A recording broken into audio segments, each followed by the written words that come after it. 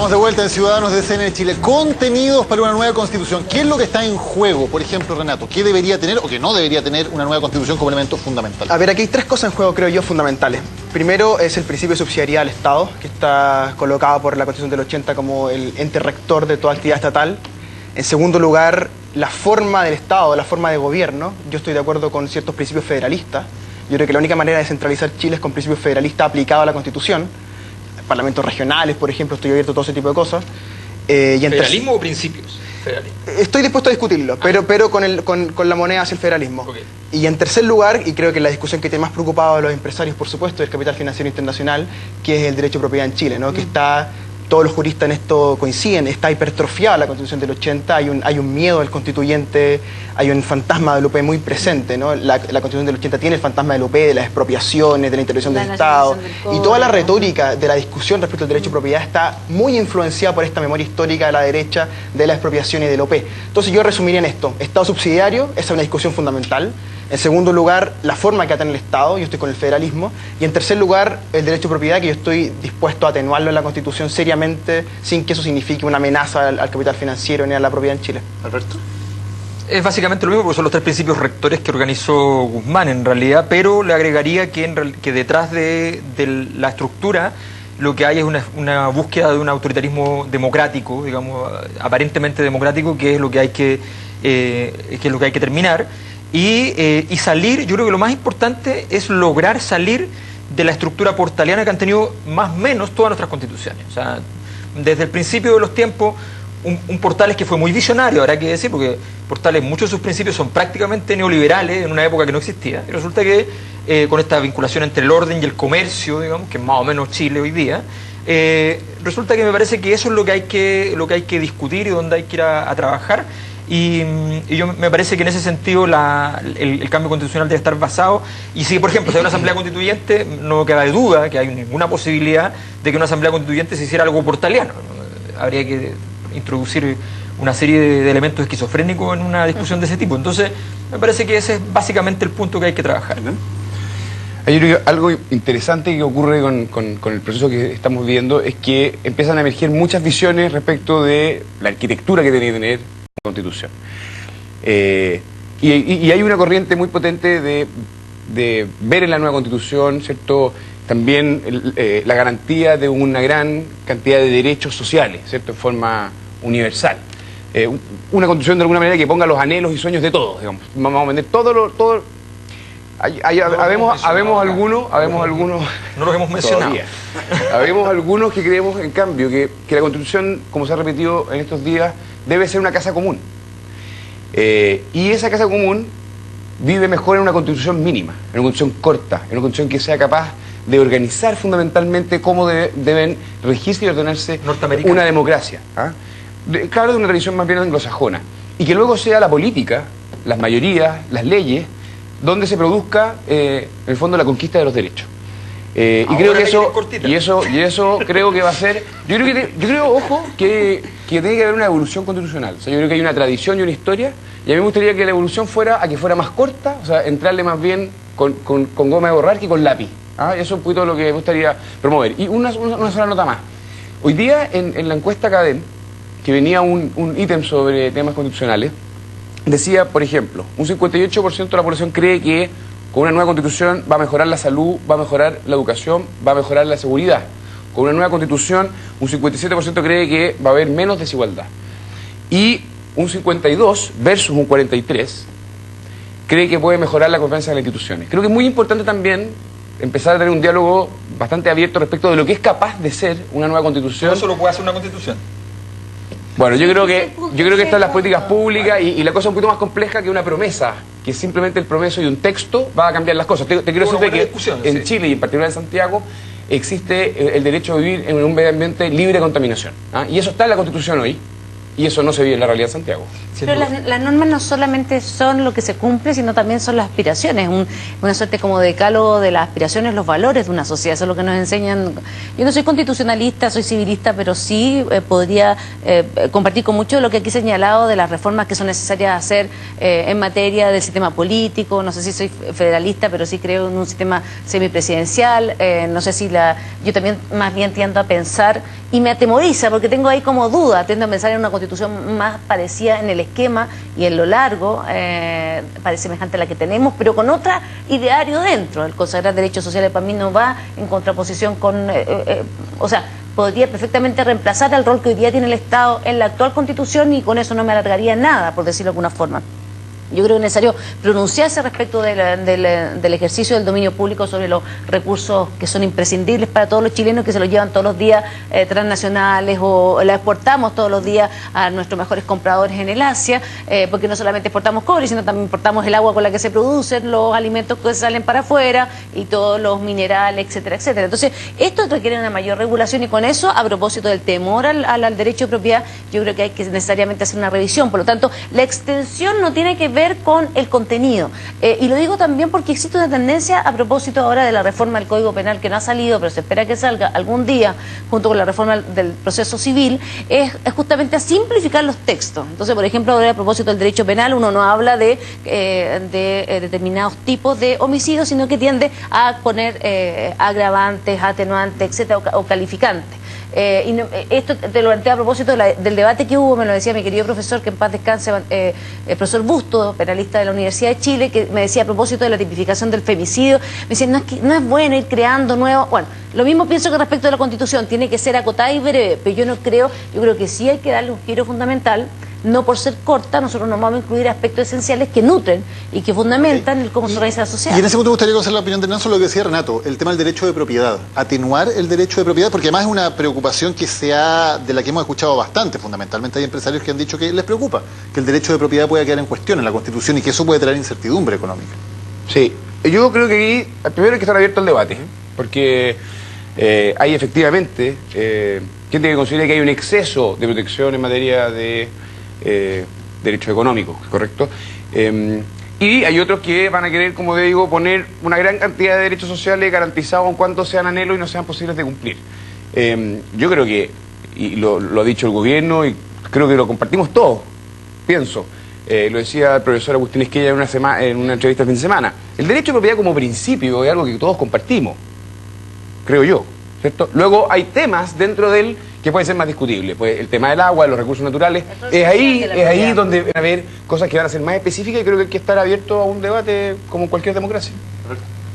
O sea, para efectos prácticos, cuando habla del derecho de propiedad, creo que esta Constitución en particular, esta es la que está firmada por Ricardo Lago, habrá que decirlo, pero... Es interesante porque dice con las reformas, no dice con la nueva Constitución. Claro, con las reformas.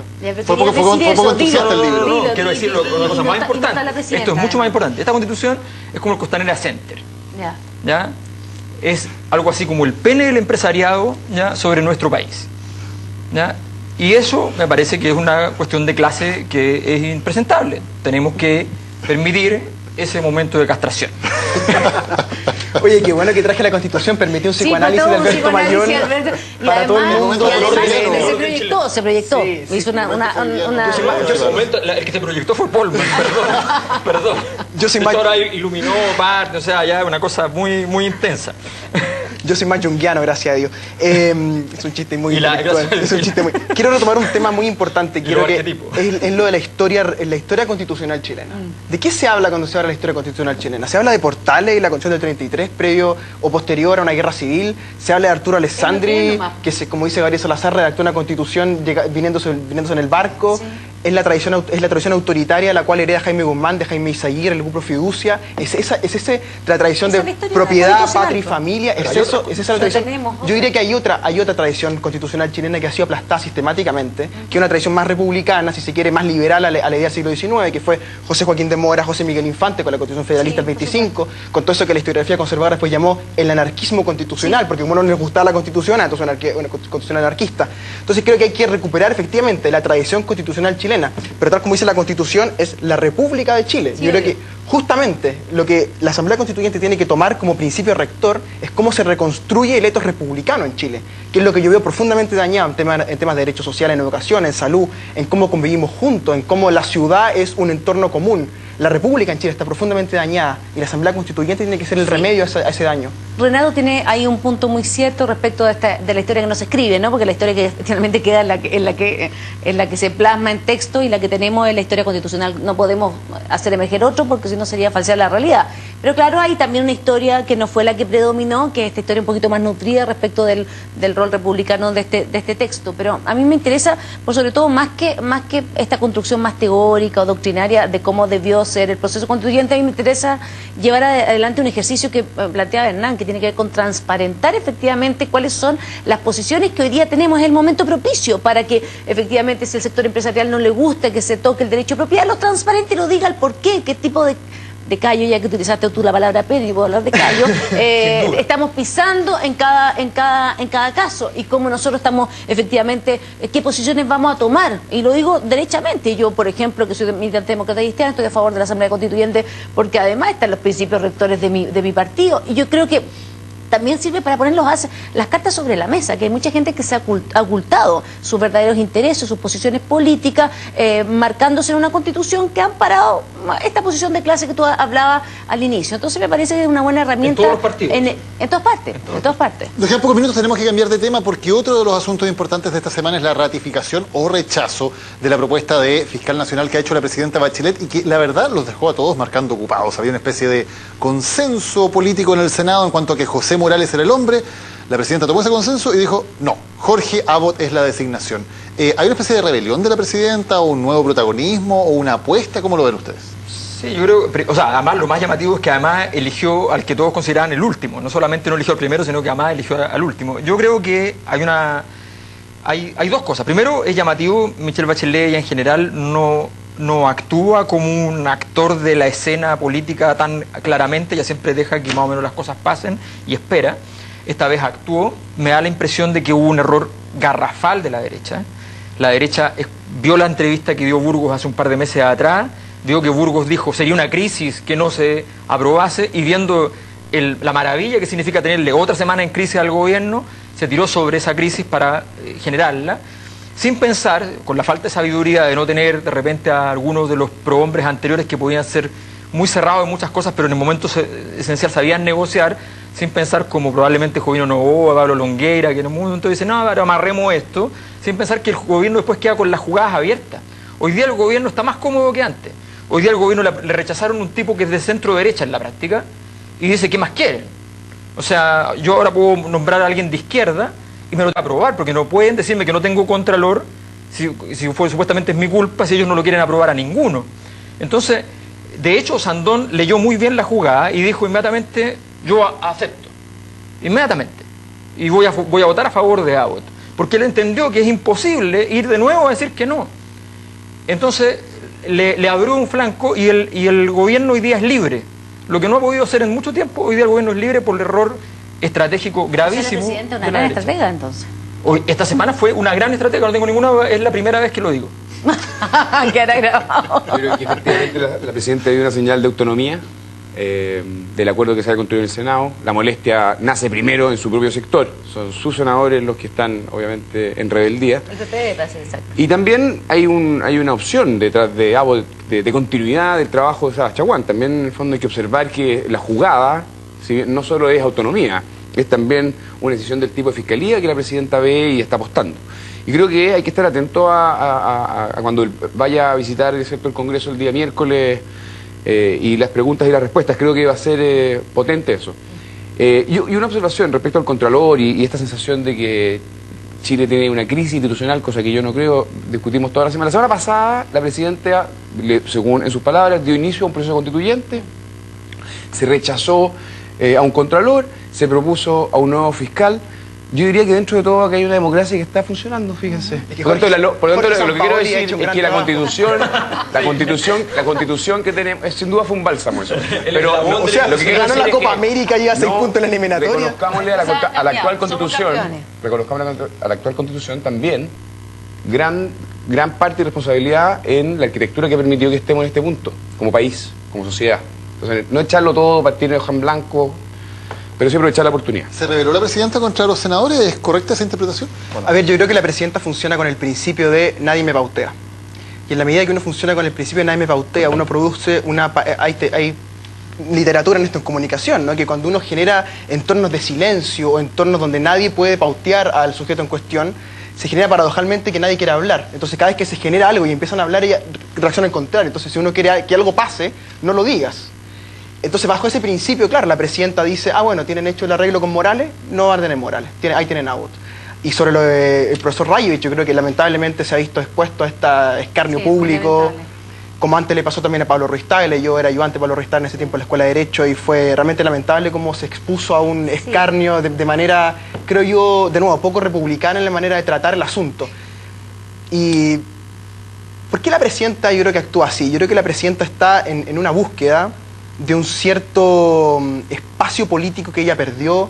No te diría que con el caso Cabal, porque sería bastante repetitivo. Yo te diría que ella lo pierde para hacer memoria cuando el presidente de la Asociación de Bancos dice que él es papito de la guagua a la reforma tributaria. Yo creo que hay un desplazamiento político del gobierno, de la presidenta, de lo que fue el ministro del Interior, de lo que es hoy día Nicolás Aguirre, que no lo vemos tomar ninguna responsabilidad respecto al Contralor. O sea, Jorge Burgos tiene que inmolarse y hacer como yo digo, con todo cariño con él, que le tengo mucho cariño, este acto de ciclotimia, decir, el día estoy triste, después estoy feliz, me levanto bien, me levanto triste, me acuesto mal. Innecesario. Creo que Nicolás Aguirre, no sé qué piensas tú, Laura, Nicolás Aguirre debería tener otro rol que el que está teniendo. Claramente yo no sé cómo fue la lógica de este cambio de educación a las Express, porque claramente lo hemos visto invisibilizado, o será que sus últimas declaraciones en la prensa o entrevistas dominicales resultaron ser más bien negativas que positivas. Pero yo comparto contigo sobre todo lo que dice Renato respecto de la sobreexposición de personas que con argumentos falaces, porque el argumento que yo escuché en el Congreso en contra de Rajevich tenía que ver ya no con el tema de la beca, respecto al cual podemos tener discrepancia. Uno también podría decir, mira, que quien se demoró tanto en sacar una beca puede que haya tenido situaciones coyunturales laborales que no le haya permitido, porque quienes trabajamos con becas, yo la saqué en tiempo, pero uno lo sufre sacarlo con tiempo, unas becas que son realmente cuálidas en algunas oportunidades. Entonces uno se pregunta qué hace y el argumento principal era que Rajevich había militado en un partido político. Entonces yo veo como está tan deteriorada el debate, o sea, ¿cómo es posible que alguien pueda pensar que por tener una militancia o por interesar en la política, cuestión que ellos mismos hacen, dicho sea de paso, son senadores de la República, reciben remuneración por aquello, ellos mismos se autocuestionan respecto del rol? A mí me parece insólito el argumento que se utilizó respecto al Contralor. El Contralor o candidato a Contralor que tenía además bastante antecedentes técnicos que hablaban de su peso, cuestión que no necesariamente pasaba respecto a los candidatos al Ministerio Público. Lo digo con mucha humildad, yo no soy quien para andar hablando de la calidad de mis colegas, pero a mí me parece que el peso de los candidatos al Ministerio Público, recuerda tú que Abbott fue calificado por la propia Corte Suprema en la puntuación, me parece que no era el quinto, compartía el cuarto y quinto, cuanto a los votos, que tiene que ver también su presencia académica y su currículum, ¿no? Entonces no necesariamente tú lo que tienes. A contrapartida tienes un contralor. ¿Sabes más o menos el nombre que eligió la presidenta? Perdón, lo que yo estoy diciendo es que claramente, o sea, era otro mi candidato, pero yo no tengo votos. Yo creo que había había que ceñirse en cierta forma a lo manifestado por la Corte Suprema. Toledo era un re buen candidato fiscal, entre nosotros. ¿Sí? Me gusta. ¿Pero qué tiene que ver con eso? ¿Qué tiene que ver con eso? Si él es fiscal, sacó una buena votación de la Suprema, será por mi profesión, yo en eso pero como no tengo nada, no corto ni pincho en esto, estoy dando una opinión. A mí me parece sí que el argumento y el desprestigio que se hace a un académico al nivel de Rajevich para tener un puntito político, argumentando contra el propio rol de los senadores que votaron, o sea, descalificando el rol político, o la actividad política que él desempeñaba, o la militancia política, es un despropósito en sí mismo, y nuevamente nos habla del deterioro en que se encuentra sometida la élite en nuestro país. ¿Qué les parece a los demás el nombre de Abbott? Porque por lo menos de los senadores parece que no era el favorito. O sea, me parece que lo que está criticando Laura es lo que está haciendo, o sea, está... porque el tipo está en la quina, un poco más abajo. Todos sabemos que en esos órdenes puede empezar diferencias mínimas, ínfimas, que no puede... es un nombre propuesto, así de simple. Es un nombre propuesto y por tanto se le considera hábil para el cargo, por tanto, entonces, sencillamente, y justamente se le da una quina, ¿ya?, porque se entiende que hay una serie de factores que están más allá del control de otro tipo de organismos, que ven más la parte estrictamente jurídica, ¿ya?, o que ven un tipo de comportamiento en una dimensión que naturalmente, en el caso de un fiscal nacional, excede con mucho esas posibilidades y por tanto el presidente de la República tendrá que ponderar. Que el presidente de la República pueda nombrar a la persona que está a cargo de un caso con su hijo, evidentemente es problemático, y eso no lo inhabilita, no significa que sea un peor candidato, significa sencillamente que es más difícil elegirlo, que es casi inelegible en ese sentido. Entonces hay que entender que aquí hay un escenario que está bastante demarcado, y me parece que la presidenta sencillamente toma una decisión, y me parece que lo insólito es que efectivamente haya tanta reticencia a no haber al hecho de que ella no haya querido ser pauteada, en circunstancias que todos dicen que ella siempre ha tomado las decisiones de todos sus ministros. Olvídate de Morales, estoy hablando de otro candidato, y particularmente por el siguiente factor. Tú sabes que Abbott tiene que cesar en su cargo un año antes de lo que le correspondería constitucionalmente, justamente porque cumple el límite de edad. Entonces, además, desde el punto de vista de los requisitos, no es que incumpla, pero a lo que voy yo es que cuáles son las lógicas por las cuales se está funcionando hoy día el organismo autónomo y con las cuales se designa.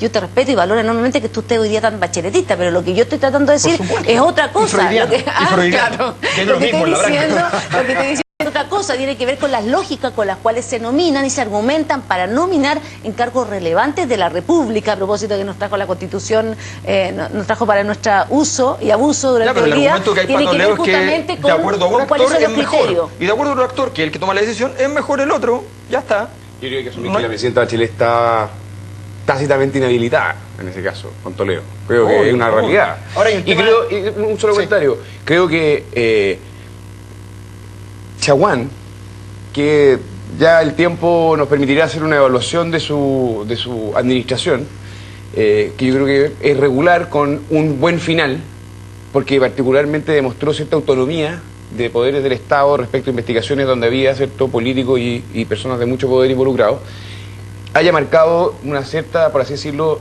doctrina, que la tome en el caso de que Abbott sea finalmente el fiscal nacional y la transforme en el fondo en una... la transforme en una doctrina permanente en la institución. Pero ojo respecto de eso, hoy día de la mañana escuchaba en una radio muy conocida, que la radio Bio, Mochetti hablaba acerca de la vinculación de Abbott con Moreno. Que está vinculado en el caso, son primos. Entonces, si es por eso, yo solamente estoy contando lo que dijeron en la radio. No soy comentario, pero me parece a mí que es interesante, porque aquí no hay nadie que surja como un hombre ecuánime, que intocable. Ellos también pertenecen a determinados bandos dentro del Ministerio Público. Recuerda tú que hay sectores en donde tú te metes al interior del Ministerio Público y hay pugnas, y uno sabe de eso. Entonces, hay un famoso político chileno que comentaba que cuando estuvo en China le preguntaron cuánto era la población de Chile, dijo en ese momento 15 millones, le dijeron, son todos primos. Claro, bueno, sí, un punto institucional sobre esto, que es que ningún fiscal nacional ha tenido la cantidad de atribuciones que ha tenido Chaguán. Porque si uno revisa el capítulo 7 de la Constitución, el rol del fiscal nacional no es tomar causas en sus manos, como las tiene hoy día Chaguán, sino que es velar por el buen cumplimiento de las labores del Ministerio Público, y otros fiscales menores debajo de él llevan las causas. Entonces, un desafío que va a tener Abbott, o sea, quien sea el fiscal, es reducir la agromegálica que se generó con Chaguán, de que el fiscal nacional no es solamente la cabeza del Ministerio Público, es también la cabeza de investigaciones trascendentales de la política. El rol de superhéroe, el rol de superhéroe debe ser del Ministerio Público, no de los fiscales en particular. Está bien, pero en la práctica lo que pasa es que hay un problema de fe pública, y si tú no pones a investigar a alguien que tenga el tamaño suficiente para poder investigar un caso donde tú tienes a los principales poderes económicos y políticos del país, es natural. Es súper relevante. Y yo creo que si cualquier nuevo fiscal nacional va y dice, oye, esto queda cerrado en un fiscal menor, yo creo que va a tener un problema político de grandes magnitudes. O sea, tú dejaste de lado a Gajardo y ahora eres chaguanista. No. Yo creo que lo que hizo Chaguán fue fue muy inteligente en ese momento, él es pragmático, él nunca pensó en tener que hacer todo esto, pero él dijo, bueno, tengo que hacerme cargo porque aquí hay un problema de fe pública para la Fiscalía. Y yo creo que el que llegue no puede retroceder. Se le va a convertir en doctrina. Yo estoy con Hernán. Laura, Hernán, Alberto, Renato, muchísimas gracias por habernos acompañado en este capítulo de Ciudadanos. Esta es la frase que ustedes eligieron como la frase de la semana. Muy buenas noches.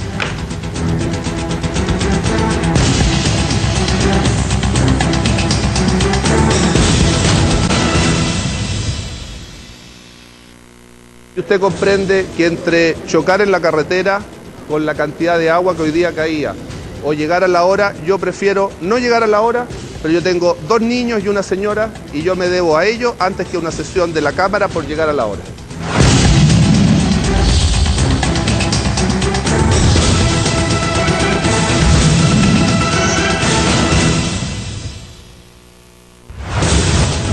HDI Seguros y Magallanes.